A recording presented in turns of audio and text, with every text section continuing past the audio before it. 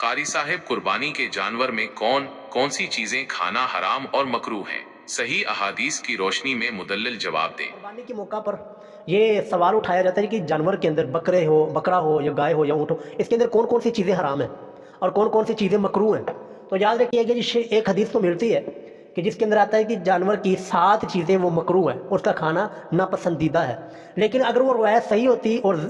بالکل اس کی سند ٹھیک ہوتی تو مسئلہ ہی کوئی نہیں تھا، کیونکہ ہم تو اپنا سر وہ حدیث رسول کے سامنے جھکانے والے ہیں۔ لیکن وہ حدیث ہی ٹھیک نہیں ہے، وہ حدیث ہی قابل عمل نہیں ہے، تو اکثر جمہور محدثین کے نزدیک وہ حدیث ہی ضعیف ہے، تو لہٰذا جب وہ حدیث ہی ضعیف ہے تو وہ قابل عمل بھی نہیں رہی۔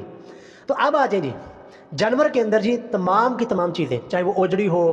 یا باقی جو آپ سمجھ رہے ہیں، باقی کوئی بھی چیز ہو، جانور کی ساری چیزیں وہ حلال ہیں۔ یاد رکھیے جی حلال ہے۔ حرام کہنے کے لیے آپ کو قرآن و سنت کی دلیل دینی ہوگی، یہ نہیں کہ مجھے نہیں پسند ہے یا میرے مفتی کو میرے امام کو پسند نہیں ہے لہٰذا یہ حرام ہے۔ حرام کہنے کے لیے قرآن کریم کی دلیل یہ حدیث رسول صلی اللہ علیہ وسلم کی آپ کو حدیث اور دلیل پیش کرنی ہوگی، ورنہ میں ذاتی طور پر میں اوجڑی نہیں کھاتا۔ اس کا کیا مطلب ہے کہ میں اوجڑی نہیں کھاتا میں آپ کے اوپر بھی حرام قرار دو دی کہ جی اوجڑی کھانا آپ کے لیے حرام ہے؟ نہیں سر، بات غلط ہے، میں نہیں کھاتا، ٹھیک ہے، میری مرضی ہے، میں نہیں کھاتا، لیکن اس کا یہ مطلب نہیں کہ اور لوگوں کے اوپر حرام کرتا۔ اللہ تعالیٰ نے بڑے ہی سخت الفاظ کے اندر اس کو اللہ تعالیٰ نے بیان فرمایا، قل ارأیتم ما انزل اللہ لکم من رزق، اور محبوب ان سے پوچھیے کہ اللہ تعالیٰ نے تمہیں اجازت دی ہے کہ جو اللہ تعالیٰ نے تمہیں رزق عطا فرمایا، آسمان سے رزق اتارا ہے، تو تم اس میں سے فجعلتم منہ حراما وحلالا، اپنی مرضی سے اس میں حرام و حلال کے فیصلے کرتے پھرتے ہو۔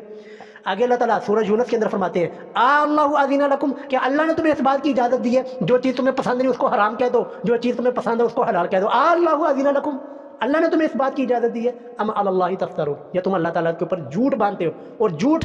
اللہ تعالیٰ کی طرف منسوب